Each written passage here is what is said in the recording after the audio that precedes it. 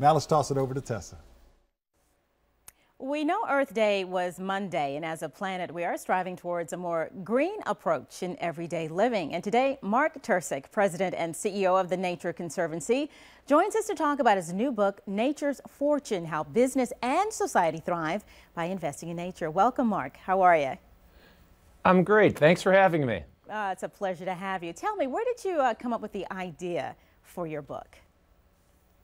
Well, my background is kind of interesting. Today I lead the Nature Conservancy. We're the world's biggest environmental nonprofit organization.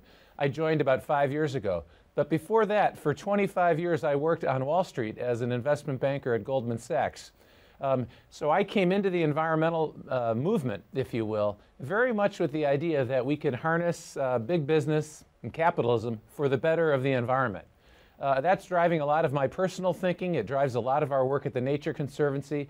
And that's one of the things that I talk about in the book, how protecting nature is the smartest investment we can make. Yeah, why is it so important to go green? Because we find that people are gradually coming on board with this. Why is it so important to go green and save the environment? Well, there are so many reasons to protect nature. Most of us who are environmentalists, of course, love nature. We want to leave to our children and our grandchildren a world as healthy and as bountiful as the one we've enjoyed. But there are also business reasons to protect nature. That's what I really focus on in the book, because we need to get more people to care about the environment. We need to get more financial resources directed toward protecting the environment. And so if we think about nature as an investment opportunity that pays very big returns, that's a way to generate more support.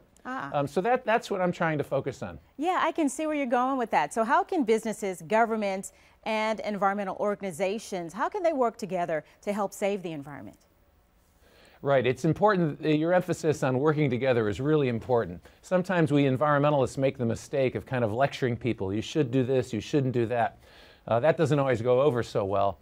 I'm more interested in getting environmental organizations and governments and business to collaborate, roll up their sleeves, and work together to solve big problems. Here's one example. In the Gulf, we've shown that for $1 million, we can build a mile of oyster reef. Now, that oyster reef serves as a seawall, if you will. And you could build an old-fashioned man-made seawall for about $1 million, too. Both the oyster reef and the seawall provide about the same kind of protection from storms, and they reduce beach erosion. So you'd call them a tie there. But the oyster reef does much more. The oyster reef provides habitat for oysters. That's good for the local economy. The oysters themselves clean the water. The oyster shells ultimately crumble and nourish the beach. The oyster reef also provides habitat for birds and fish.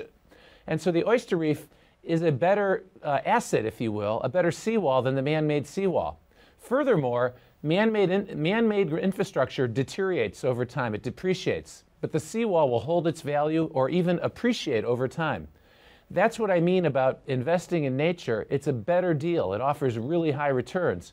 And if we can get business and government and environmentalists to think this way, we'll see a lot more people working together to protect nature at scale. All right, Mark, I do agree with you. And right quick, is there a website where people can get more information about the Nature Conservancy and more ways to go green?